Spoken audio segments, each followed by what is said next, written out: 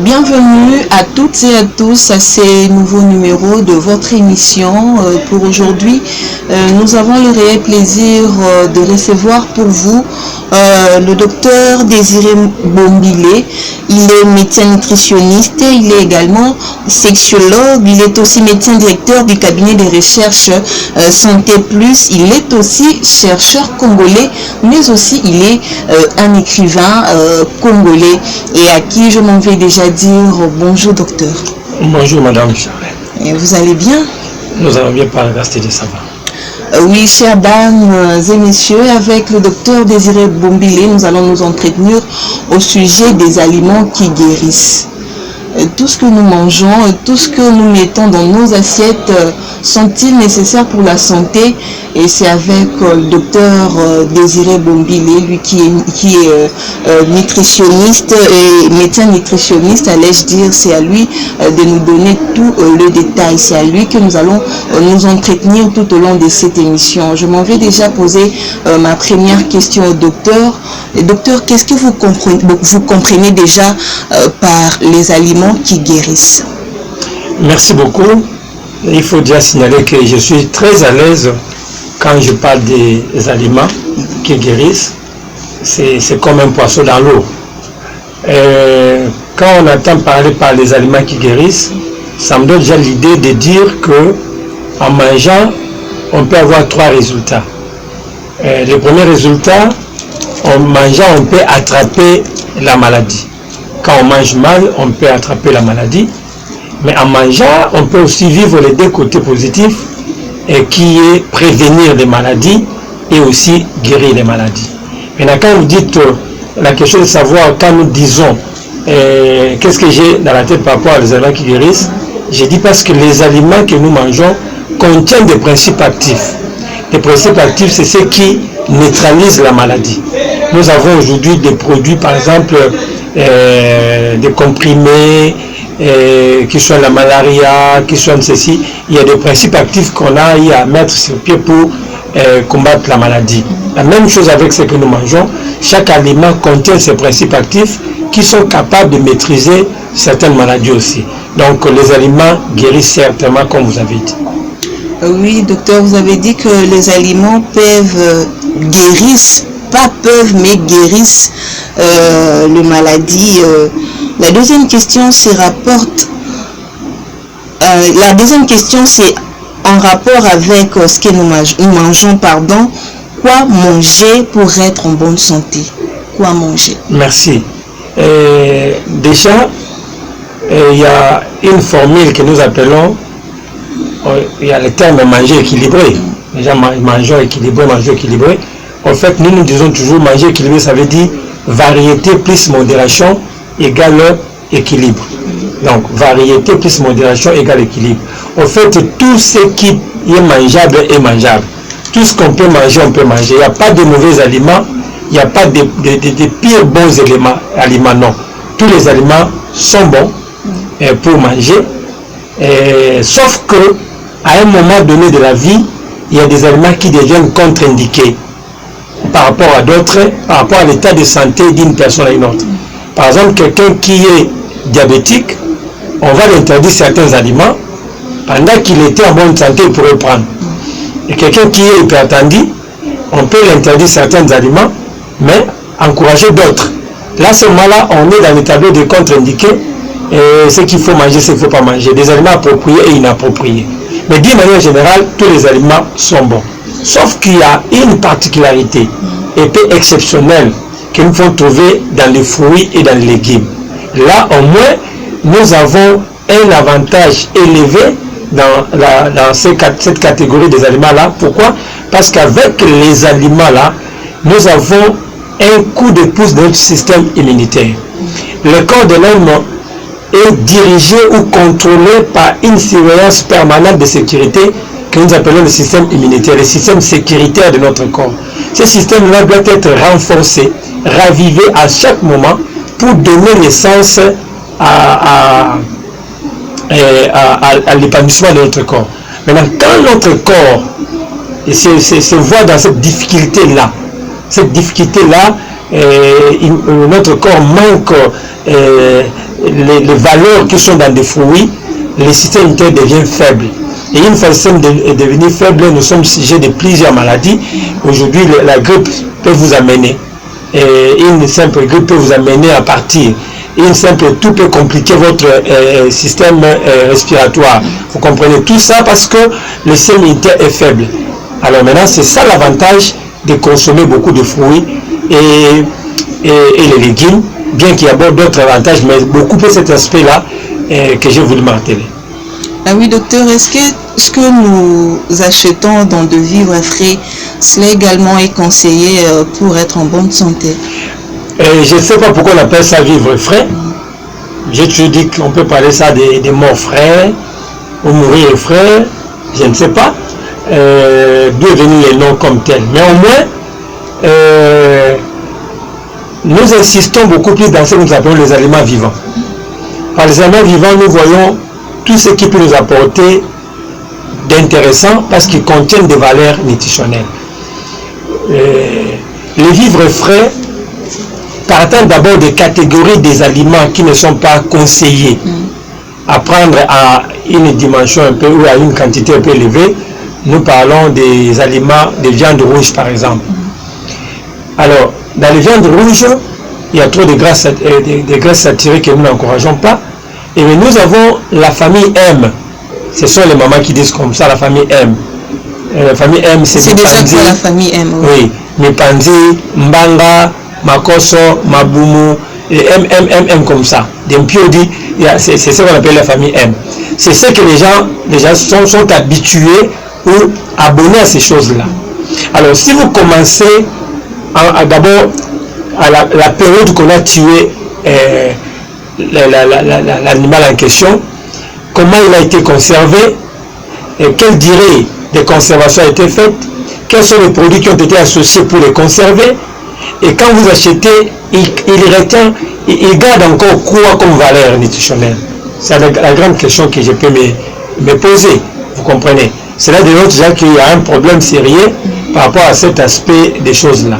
Donc nous déconseillons ce genre d'aliments parce que nous savons qu'il y a trop de complications à l'intérieur. Donc je ne peux pas classer les vivres frais que vous avez appelés là comme aliment viable, comme aliment qui peut être utile, consommable, non. Oui, docteur. Dans les aliments qui guérissent, et quels sont les besoins nutritionnels du corps et quels en sont les apports énergétiques? Oui, dans l'ensemble des choses, les aliments qui guérissent les besoins de l'organisme, ça c'est l'importance. Notre corps a des besoins que nous avons d'une manière générale. Nous avons d'abord les besoins en énergie. Ça, il faut commencer d'abord à ce niveau-là. Nous avons les besoins en énergie. Quand je dis besoin d'énergie, je vois les sucres que nous apportons à notre corps. Notre corps fonctionne avec l'énergie qui est le sucre, qui est la graisse et qui est également les protéines. Ce sont les premiers grands besoins que le corps a besoin. Pour fonctionner normalement, il y a des éléments qu'on appelle les macronutriments là. C'est ce qui apporte l'énergie.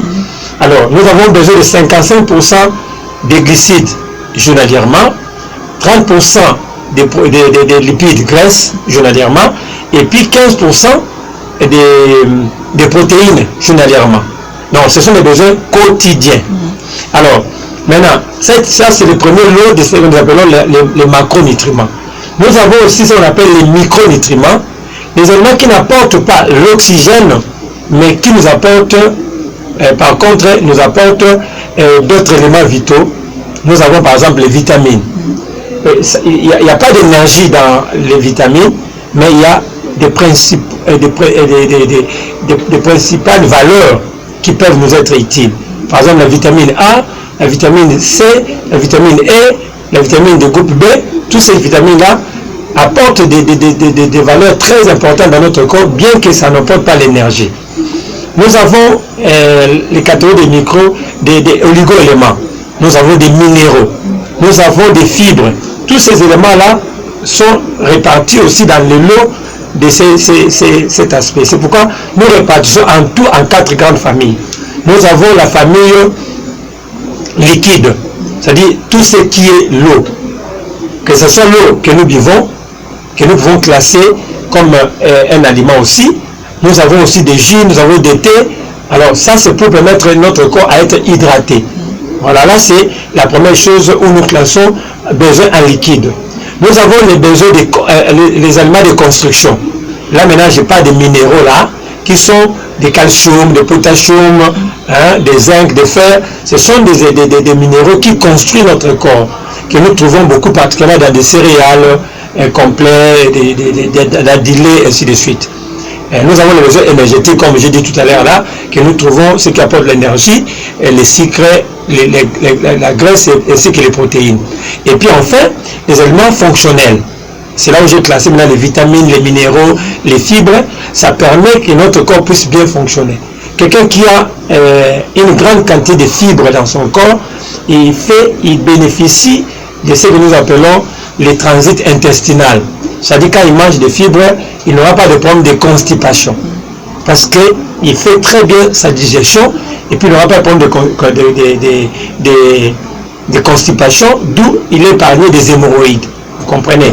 Quelqu'un qui a des minéraux, il a la facilité d'avoir l'équilibre. Par exemple, au niveau du calcium, ses os seront efficaces et puis les dents aussi. Nous avons le potassium qui est un minéral important qui permet des renforcements des capacités des muscles cardiaques. Vous comprenez? Donc, tous ces éléments-là, ce sont des besoins que le corps cherche continuellement. Continuellement, c'est-à-dire chaque jour, nous devons fournir à notre corps à réaliser ça. Et là, quand il y a manque d'un apport cohérent ou efficace, on parle de carence. Alors, carence alimentaire, c'est ce qu'on appelle le déséquilibre entre les besoins et l'apport. Le corps demande 10 grammes de calcium, je lui apporte 1 ou rien. Là, maintenant, il y a un déséquilibre parce que mon corps commence à manquer certains aliments, certains éléments de son fonctionnement. D'où maintenant, la carence, c'est ce qui ouvre la porte maintenant aux maladies. On vous dira que vous avez la difficulté de voir. Pourquoi? Parce que vous manquez la vitamine A qui permet une bonne vision journalière ou nocturne. Et non parce que vos aliments sont pauvres en vitamine A, vous commencez à souffrir des troubles de vision et puis quand vous tombez dans la cécité. Et vous avez un problème de manque de calcium, ça vous complique, vous avez un problème de fragilité des os. Vous comprenez? Plus tard, vous avez un problème des os comme ça. Alors vous avez par exemple la carence de vitamine C, votre système immunitaire devient faible, vous êtes sujet des infections à répétition. J'ai suivi le traitement pour les infections, ce n'est pas terminé. Vous recommencez. Il y a des plaies qui ne se cicatrisent pas. Pourquoi? Parce qu'il y a certaines valeurs que nous manquons dans notre corps. Alors tout ça, ça nous amène les tableaux de la maladie. Donc tout est parti des manques d'un apport nécessaire aux besoins de l'organisme. Nous avons créé une carence qui est déséquilibre et ça ouvre la porte aux maladies. Donc à nous, dans la nutrition, nous parlons de la maladie comme étant une carence d'un besoin que le corps n'a pas été servi. Oui, docteur, vous venez de dire tantôt, vous avez expliqué quelques mots qui sont déjà difficiles pour nos téléspectateurs, à exemple de fibres et minéraux. Déjà, dans quel aliment on peut retrouver le fibre et le minéraux que vous venez de citer? Voilà. Bon, ce sont des termes pas techniques, parce que s'il faut parler de termes techniques, ce sont des termes que même un profane ne peut pas arriver à déceler. Mais dans le domaine de la nutrition, c'est un monde de tout le monde. Là, tout le monde mange. Hein? C'est un monde de tout le monde où tout le monde peut se retrouver. Dans le domaine de la médecine profonde, là, il y a des termes techniques qui peuvent sembler difficiles, mais au moins pour la nutrition, c'est une science appropriée à tout le monde. C'est une science populaire où tout le monde doit connaître ces choses-là. Parce que quelqu'un qui mange quelque chose, il ne sait pas ce qu'on appelle minéraux, je ne sais pas s'il mange. Quelqu'un qui a difficulté de connaître les fibres, donc ce sont des termes que tout le monde doit s'habituer, et surtout quand il suit cette émission, il doit déjà s'habituer. Alors, les fibres, ce sont des substances qui permettent au bon transit intestinal, et ça permet que notre digestion se fasse bien. Et là, nous avons des aliments comme l'haricot, contient beaucoup de fibres. Nous avons la famille de tous les fruits. Les fruits ont des fibres. les fruits ont des fibres, les haricots ont des fibres, les légumes ont des fibres, ok. Dans les fruits, nous avons les papayes, nous avons les oranges, les citrons, les avocats, tous ces éléments-là, tous ces aliments-là contiennent des fibres. Et puis nous les trouvons aussi en grande quantité aussi dans les légumes et voire particulièrement dans les légumineuses comme haricots, les petits pois qu'on appelle communément mwengi et autres. Tout ça aussi contient aussi des fibres. Les minéraux, nous les trouvons quasiment dans plusieurs espaces. Nous avons plusieurs sortes de minéraux. Les sodium sont des minéraux, des fer sont des minéraux, des calcium sont des minéraux, des potassium sont des magnésium sont des minéraux. Donc ils sont en grande quantité. Et tous ces minéraux-là, on les trouve dans les différentes catégories des aliments. Dans les fruits, on trouve aussi des minéraux, il y en a beaucoup. Dans les légumes, on trouve aussi des minéraux, il y en a beaucoup. On peut aussi trouver les minéraux dans les viandes. Par exemple, les fers, on les trouve beaucoup plus dans les viandes rouges. On peut les trouver là-bas. On peut aussi les trouver dans les légumes, comme les épinards contiennent aussi les fers. Les soja aussi contiennent les fers, et ainsi de suite. Donc, quand on utilise la formule que nous avons dit, la variété plus modération égale équilibre, c'est le sens là qu'on peut retrouver toutes ces choses-là. Alors, quand je mange les fruits, quand on dit par exemple les besoins quotidiens en fruits doit être de 5 à 10 fruits par jour, donc je dirais que quand je prends par exemple les citrons le matin, un moment donné je prends l'avocat, je vais aussi manger la banane, je vais aussi manger l'ananas, vous comprenez? C'est possible avec tout ce que nous rencontrons ici au pays, avec la crise économique déjà, pour manger 5 fruits par jour. Est-ce que c'est possible? C'est possible parce que le corps ne connaît pas ces choses-là. Le corps ne connaît pas l'économie. Le corps ne connaît pas la crise. Le corps a été toujours... On veut parler des besoins du corps. On doit répondre à ces besoins. On ne doit pas dire que non parce qu'il y a la crise. Là, c'est votre affaire à vous. La crise ne concerne pas le corps. Si aujourd'hui, nous avons beaucoup de problèmes de santé aujourd'hui, à un certain âge, vous allez voir aujourd'hui, il y a des jeunes qui ont des maladies, à l'époque, c'était la maladie de vieux. C'est à cause d'une mauvaise habitude alimentaire. Alors, quand on manque à consommer des fruits, notre système immunitaire devient faible, les anticorps sont affaiblis et on est sujet de malades. Vous comprenez? Donc, la variété, c'est toujours important, dans le sens que il y a des choses qui sont dans l'orange qui ne sont pas dans le pamplemousse. Il y a des choses qui sont dans le pamplemousse qui ne sont pas peut-être dans les papayes. Il y a des choses qui sont dans les papayes qui ne sont pas dans l'avocat. Il y a des choses qui sont dans l'avocat qui ne sont pas, par exemple, dans les bananes. Vous comprenez? Alors, quand on varie, on peut prendre dans chaque aliment un élément important que le corps a besoin pour fonctionner. Vous comprenez? Alors donc, nous devons faire l'effort. Et si nous rentrons dans la logique des choses par rapport à l'équilibre alimentaire, les fruits de façon là, mais on ne connaît pas leur importance, non seulement ça, et puis non seulement on ne connaît pas l'importance, et on minimise aussi. Parce que quand on a la volonté, manger 2 bananes parce que les besoins quotidiens en consommation de bananes, c'est 2 bananes par jour. Et je peux manquer peut-être 2000 francs, mais je peux trouver 500 francs, que je peux me procurer 2 ou 3 bananes. Ça peut toujours m'aider. Je peux me procurer d'un avocat qui peut arriver à 500 000 francs, et ça peut aussi arriver. Mais ce qui est écœurant, c'est quoi? Là, c'est une parenthèse. Nous sommes dans un pays tropical où on ne peut pas avoir la difficulté que nous avons aujourd'hui avec certains fruits. Prenons l'exemple de la pile. Cette pile, on peut l'acheter à 250 francs ou 300 francs, moyenne. Maintenant, aujourd'hui, trouver le prix de l'œuf, par exemple. Aujourd'hui, l'œuf arrive, le plateau arrive à 10 500, 12 000 francs, les plateaux. En moyenne, c'est comme si l'œuf revient à 700 francs aujourd'hui.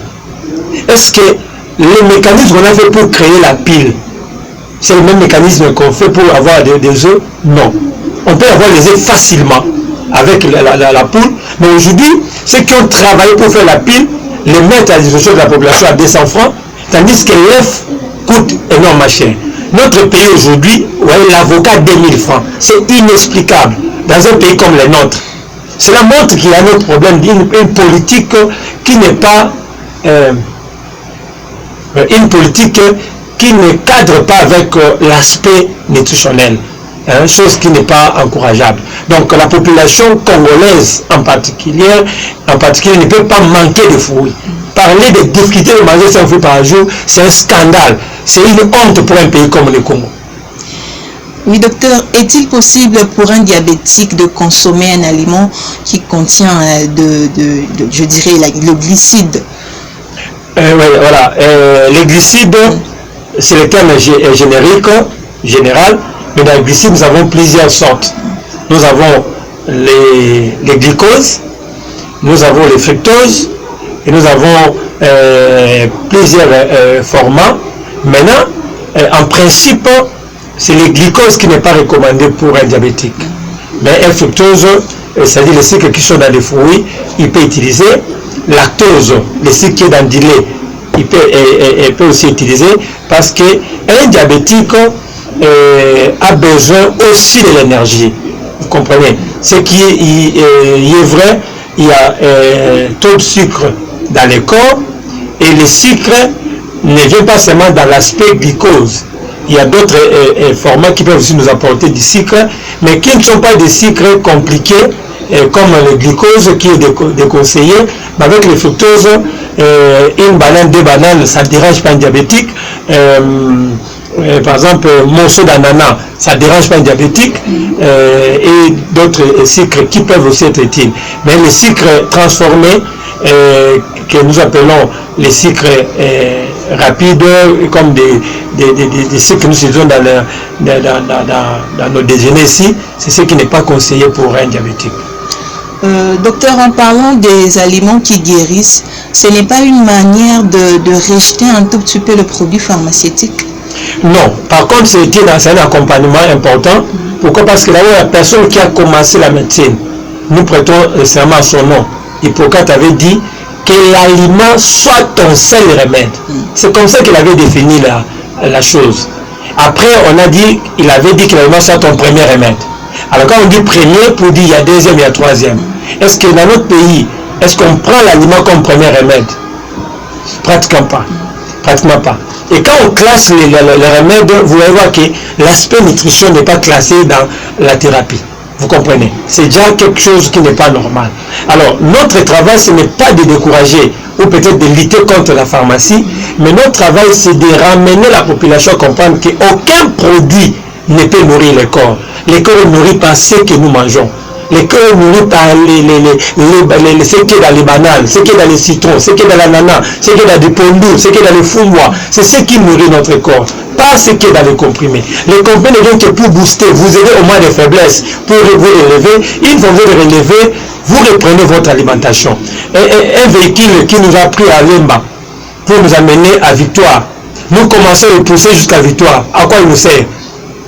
Parce que je crois que les véhicules, on peut les pousser, dès qu'ils démarrent, nous entrons, ils nous accompagnent. Mais vous avez pris, vous les clients, vous avez commencé à pousser les véhicules depuis Lemba jusqu'à Victoire. Ça ne se passe pas. C'est comme ça avec les médicaments. Donc notre vie commence à dépendre des médicaments. C'est comme si vous êtes en train de pousser les véhicules à aller juste. Non, les médicaments là juste pour vous booster et puis nous continuons avec notre alimentation. Donc l'alimentation c'est ça la vie. L'alimentation c'est ça notre vie. Nous devons manger pour être en bonne santé. On ne vit pas, on n'est pas en bonne santé en mangeant, en prenant les médicaments, mais on est en bonne santé en mangeant. Voilà. Donc tout ce que le médicament peut guérir, l'aliment également peut le faire. Beaucoup, et voire même plus. Il y a des aliments qui vont même plus efficaces, qui sont plus efficaces avec le traitement que les médicaments. Il n'y a pas un produit pharmaceutique plus fort que l'ail. Il n'y en a pas. L'ail est antifongique. Il combat les champignons, il combat les infections, il combat les bactéries, il combat les virus, il abaisse la tension, il abaisse le sucre, il produit la quantité de spermatozoïdes. Il a beaucoup de bienfaits, l'ail lui-même. Vous comprenez? Avec l'avantage de l'alimentation, un seul aliment peut embrasser beaucoup et combattre beaucoup de maladies. Ce qui n'est pas le cas avec la pharmacie. Et aujourd'hui, nous jetons certaines choses. Vous avez vu à vos côtés là, ce sont des pots et de l'orange que nous jetons. Mais quand la peau de l'orange, quelqu'un qui a de la fièvre, il suffit de prendre l'eau bouillante, mettre un peu des peaux de l'orange, mettre dans l'eau bouillante là, ça infuse et puis quand il prend, la fièvre est partie. Vous mangez les bananes, vous prenez la peau de banane là, vous frottez au visage ici, votre maux de tête est parti. Il y a beaucoup de choses que nous pouvons guérir seulement avec les aliments. Mais sauf que ce n'est pas, il n'y a pas la promotion de ces domaines-là. Et puis, ceux qui sont dans des firmes pharmaceutiques ne veulent pas donner aussi l'occasion que ces choses-là atteignent les dimensions parce que c'est comme une concurrence, ils ne veulent pas permettre. Oui, docteur. Est-ce que les aliments que nous consommons également, pour qu'ils arrivent au stade de guérir une maladie, il existe-t-il de dosage comme on le voit dans le médicament ou le produit pharmaceutique? Voilà, le dosage comme tel pas, ce qui est vrai, dans la dimension normale, on peut manger sans modération. Hein? On peut manger sans modération, surtout quand on est en bonne santé. On peut manger sans modération, c'est-à-dire je peux manger l'avocat, 2 avocats par jour, ça va. Je peux manger par exemple l'ananas, je peux manger la mangue, hein? Je peux varier comme ça. Quand je suis en bonne santé, il n'y a pas vraiment un problème. Mais le problème devient compliqué quand on développe certaines maladies. On est censé diminuer la consommation de certains aliments. J'ai dit par exemple un diabétique, il ne peut pas prendre par exemple 5 bananes le même jour. Ça devient trop pour lui, vu qu'il a déjà une grande quantité de sucre dans le corps. Mais pour une personne normale, ce n'est pas un problème. Vous comprenez? À cette dimension-là, il n'y a pas vraiment des doses par rapport à d'autres trucs qu'il n'y en a pas. Sauf qu'il y a une fréquence que nous avons, que nous mettons en place, par exemple, quand on a besoin d'atteindre un objectif. J'ai dit aujourd'hui que l'AIP peut nous aider à avoir une quantité et qualité de spermatozoïdes, par exemple. Ce n'est pas manger une gousse d'œil comme ça un jour. Aujourd'hui, vous mangez après 10 jours, après 20 jours, vous dites que vous allez avoir la solution. Non. J'ai dit par exemple que là, il soit la glycémie. Ce n'est pas vous mangez une gousse d'œil aujourd'hui, après 3 semaines, vous prenez encore. Non. Là, ça demande une fréquence bien déterminée, avec une durée bien déterminée, pour avoir une solution de ce qu'on recherche. Quand on fait un suivi d'un aliment quelconque, par exemple, je mange les safou chaque jour, pendant autant de jours, je peux avoir des résultats de ce que les safou apportent dans le corps. Parce que les nutriments que les safou amènent dans le corps, dès qu'ils sont en quantité suffisante, ça peut me servir dans le corps. Mais si je jette une petite goutte et puis je laisse, j'attends encore, là je n'aurai pas de bons résultats. Donc c'est cette dimension-là qu'il faut travailler. Oui, docteur, en fait, nous tendons déjà vers la fin de notre émission, mais nous aimerions vous demander qu'est-ce qu'on n'a pas dit que vous pensez dire, donc un mot de plus par rapport à ce qu'on n'a pas dit. Oui, on a dit tout, mais on n'a pas encore tout dit parce que, comme je vous ai dit, avec les sujets ici, on peut rester ici même 6 mois, je ne manquerai pas à dire. Parce que j'ai mis ça dans des livres et je donne des formations, tout ça parce que je veux seulement que cette connaissance soit distribuée. Alors, tout ce que moi je veux dire, je m'adresse à l'autorité.